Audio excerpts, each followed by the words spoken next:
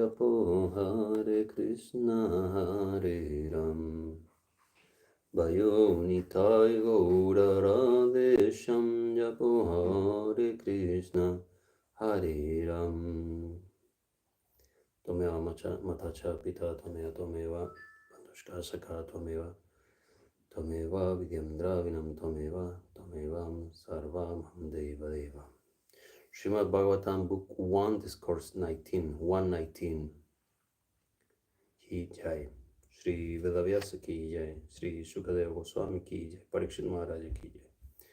Parikshit takes a vow of fasting till death, and Sukha pays a visit to him. Should I continue?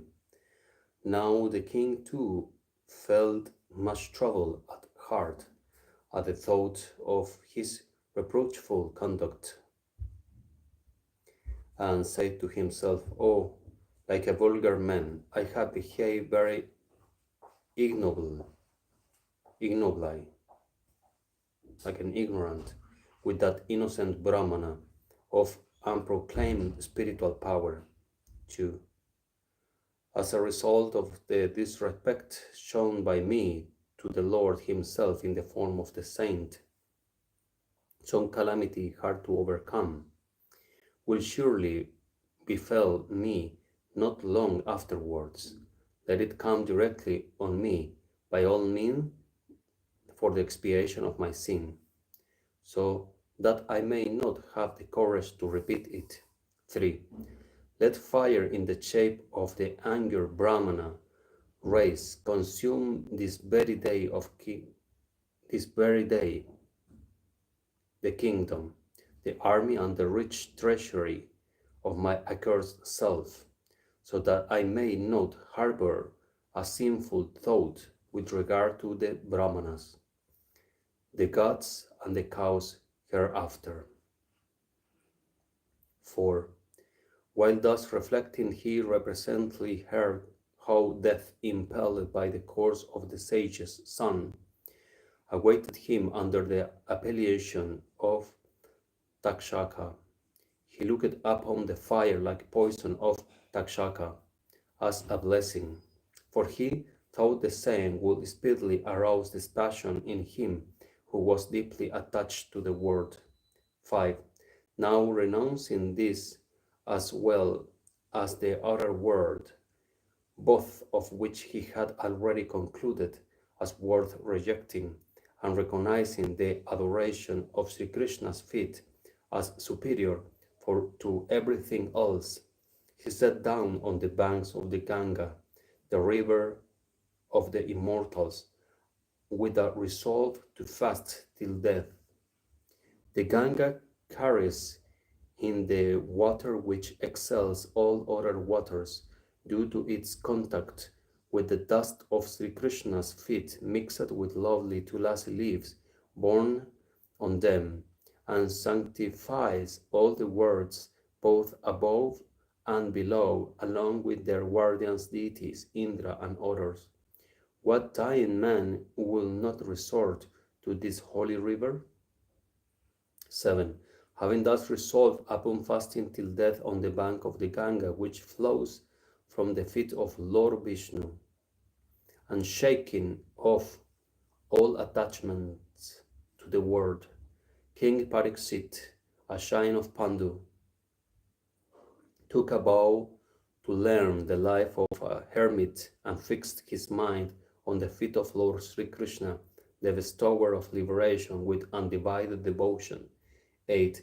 There arrived with their pupils sages of great spiritual power, who brought sanctity to the whole world. Under the pretext of visiting holy places, the saints generally consecrated the places of pilgrimage themselves.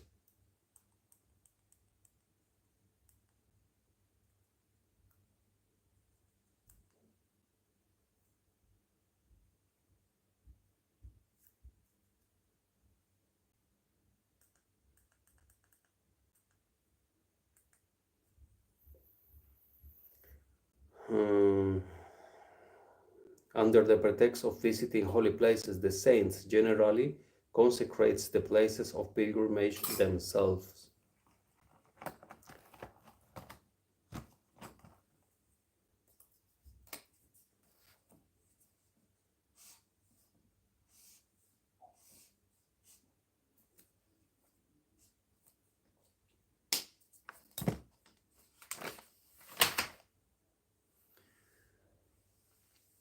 Nine 11.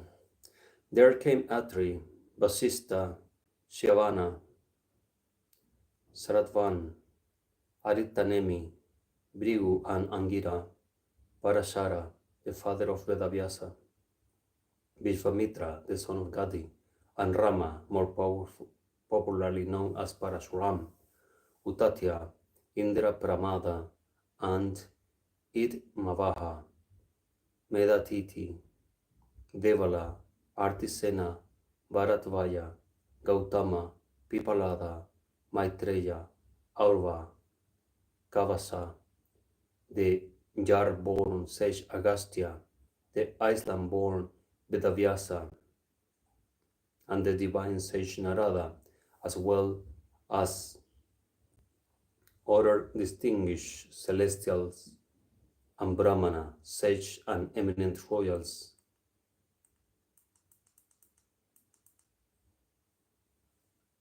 Royal sages, beside other sages such as Aruna, seeing the foremost of many rishi families gathered there, the king received them with due honor and bowed his head to them. 12.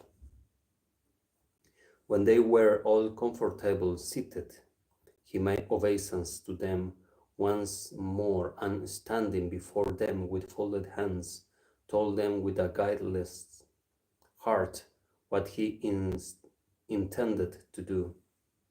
13. The king said, "We are the most blessed of all monarchs, possessing as we do a character which has deserved the grace of the noblest souls. Alas, the race of kings, the ruling class, is generally far removed from, deprived of the privilege of bearing on their head the water in which the feet of the Brahmanas have been washed. Their doings are so reproachful." 14. To me, so sinful and ever so deeply attached to whom the Lord himself, who is the ruler of the entire universe, had come in the form of a Brahmana's curse, that has aroused in me a feeling of aversion to worldly enjoyments, for under such a curse, one who is deeply attached to the world speedily develops this passion. 15. May the Brahmanas assembled here, as well as goddess Ganga, know me as a devotee, who has approached them for protection. Having fixed his mind on the Lord, urged by the Brahmana, let someone who has cunningly assumed the form of Takshaka or Takshaka himself bite me at will.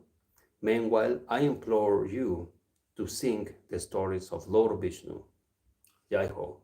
16. Bowing once more to you, the Brahmanas, I pray, in every birth I take hereafter, may I be blessed with devotion to the immortal Lord Sri Krishna, strong attachment for noble souls depending on him, and friendship for all. I just want to see here where it reads Krishna, Lord Sri Krishna, in this translation from Gita Press.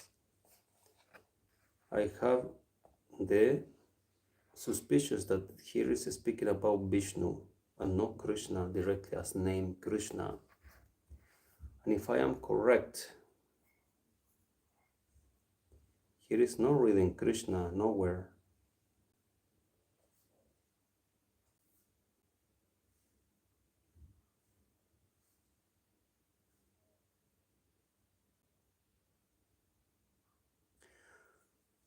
Yeah, it does not read Krishna, it is speaking about Vishnu. Vishnu.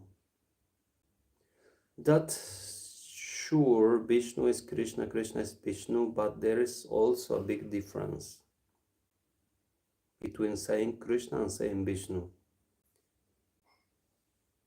Lord Vishnu,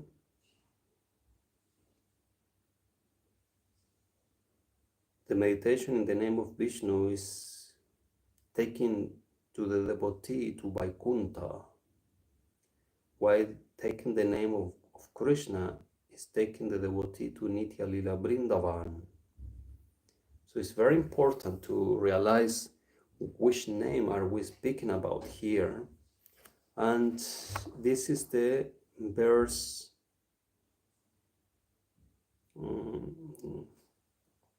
16, 119, 16. So you can check also in your book or your translations that you have over there. You can see that 119, 16 is not reading Krishna as the translation, at least the translation of Gita Press, but they are speaking about Vishnu. This is important. 17. Thus resolve and having placed the kindly responsibilities on the shoulders of his own eldest son, Janamejaya, the wise king sat down on the southern bank of the Ganga, a spouse of the deity presiding over the oceans. On the blades of Kusha, with their roots turned to the east, himself facing the north. 18. When that king of kings, Emperor Pariksit, had thus taken his seat with a vow to fast until death, hosts of gods in heaven shouted applause and joyfully rained down flowers on him on the earth, while drums were sounded again and again. I will post the verse 16 on my Instagram. You can check my Instagram altogether, Sarva Shakti 108. So you can check there my commentary on this verse, and translation also will be here in the channel as a short.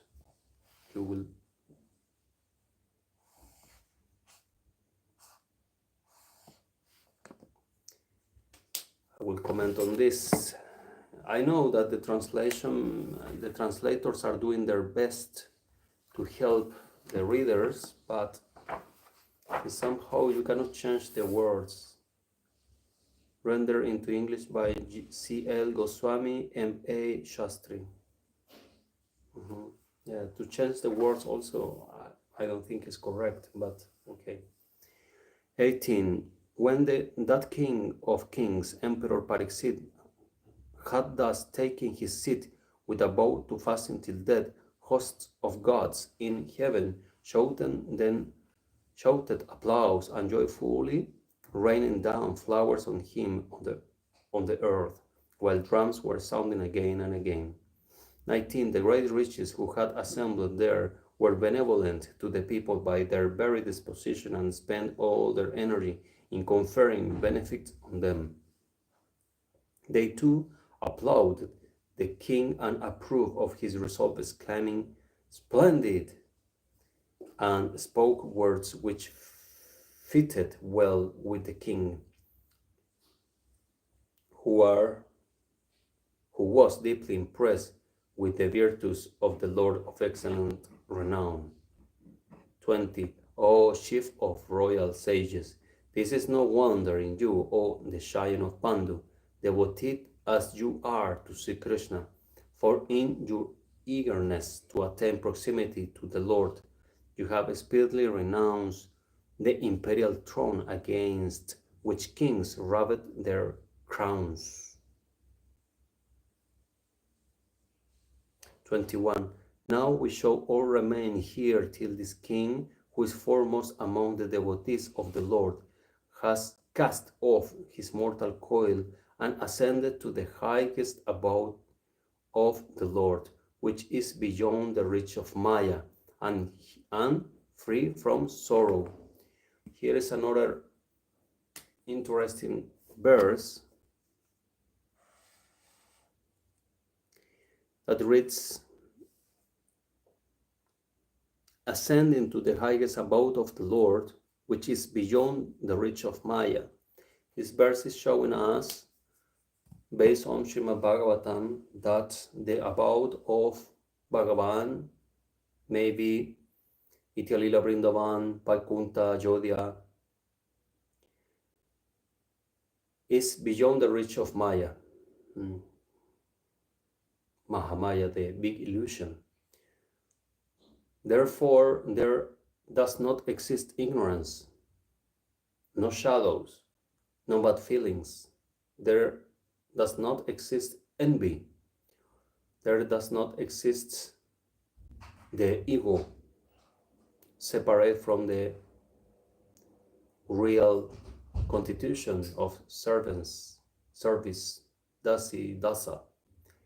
Then by this verse we can understand clearly that it's not possible at all to fall down from that place, because there is nothing that will make you fall down, since there is no Maya. So this is the nature of the spiritual realm. In the spiritual realm, Mahamaya, the illusion does not exist. The illusion is only on the material realm, not the spiritual realm. And this is confirmed one more time in the Srimad Bhagavatam 1:19-22. On hearing these words of the sage's impartial, sweet, full of deep significance and true, Parishit greeted the sages, who had all become one with the Supreme Spirit, and eager to hear the story of Lord Vishnu, parenthesis, Sri Krishna, replied to them as follows. 23. Shining like the Vedas that abide in visible form is the highest heaven. You have all come together from heaven, from every quarter, and you have no purpose of your own to achieve in this world or the next, except doing good to others, which is your innate disposition. 24. Reposing faith in you, therefore, O Brahmanas, I ask you this question, which is the only question worth asking in regard to my duty. Tell me, O learned sages, after due deliberation, what innocent course should be pursued by all under every circumstance, and in particular by those who are about to die? 25.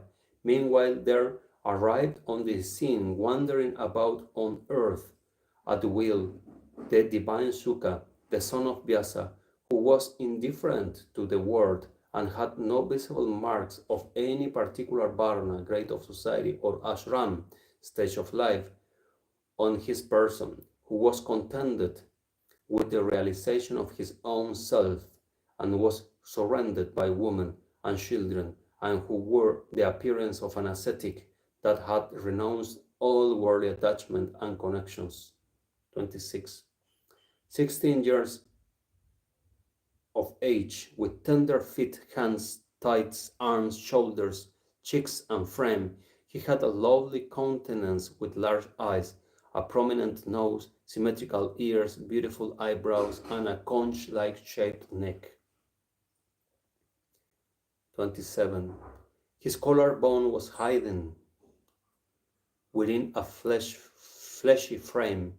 His chest was broad and prominent, his navel deep and spiral like an eddy, and his belly looked charming with his three folds.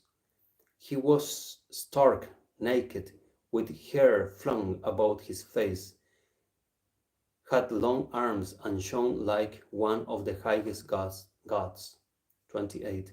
He possessed a swarthy complexion and captivated the heart of women and his charming youth, by his charming youth, graceful limbs and winsome smiles, although he had concealed his spiritual glow behind a crazy appearance.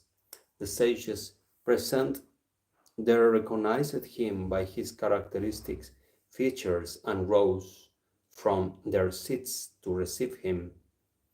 29. King Vishnurata, Parikshit so called because his life had been preserved by Lord Vishnu, Krishna himself, of whom we have spoken before, bowed his head to the stranger who had called on him of his own accord, and did homage to him. The ignorant women and children thereupon withdrew and, worshipped by all, the sage occupy an exalted seat. 30. Surrounded by a host of Brahmanas, sages, royal sages, and celestial sages, the divine Shuka, who was greatest among the great, shone most resplendent, even as the moon in the midst of other planets, constellations, and stars. 31.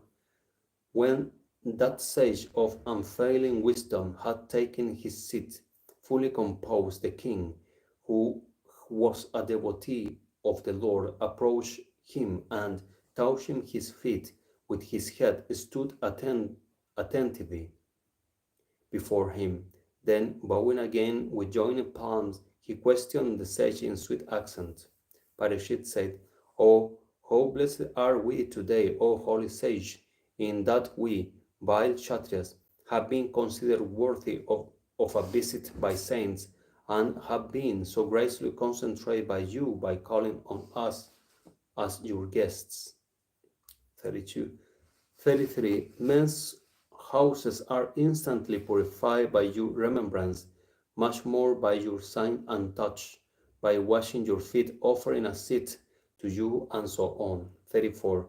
Men's worst sins, O great yogi, are wiped out at once by your very presence, even as the demons are by the presence of Lord Vishnu. I presume Lord Sri Krishna, the friend of the Pandavas, is pleased with me. It is for the pleasure of his cousins, the Pandavas, that he has acted in a friendly manner, even toward me, Radheshyam. 36. Otherwise, how could we, human beings, much less those who are about to die, obtain the privilege of seeing you, whose movements are so obscure, and who have fully realized the object of human life, and live in a lonely forest? 37. Therefore, I inquire you, the greatest preceptor of the yogis, the character of the means of the highest realization, nay, what should be done under all circumstances by a man who is on the verge of death? Again, tell me, my Lord, what should be done by men in general? What should they hear? What should they repeat with their tongue? Why should they keep in their mind? What should they resort to? And what should they avoid? 39. For nowhere, O divine sage, are you seen to stay at the door of householders, even for the brief space of time taken in milking a cow. 40. Should I continue? Thus addressed and questioned by the king in soft accents, the divine Shuka, the son of Badarajan, who was conversant with Dharma, made answer as follows. Thus ends the 19th discourse entitled The Visit of Shuka in Book 1 of the Great and Glorious Bhagavata Purana, otherwise known as Paramahansa Samhita, composed by the sage Vyasa and consisting of 18,000 shloka. End of Book 1. Jai Ho, Book 1 Ki Jai. Srimad Bhagavatam Ki Jai. Shukadeva Goswami Ki Jai, Vyasadeva Ki Jai, Sutadeva Goswami Ki Jai. Bhaj Nitaigour, Radheshyam, Japa, Hare Krishna, Hare Ram. Tomorrow we will read Book 2, Discourse 1, Srimad Bhagavatam 2.1, the process of meditation and the cosmic form of the Lord described. Jai Ho, pure nectar coming. Jai Shri Radhe.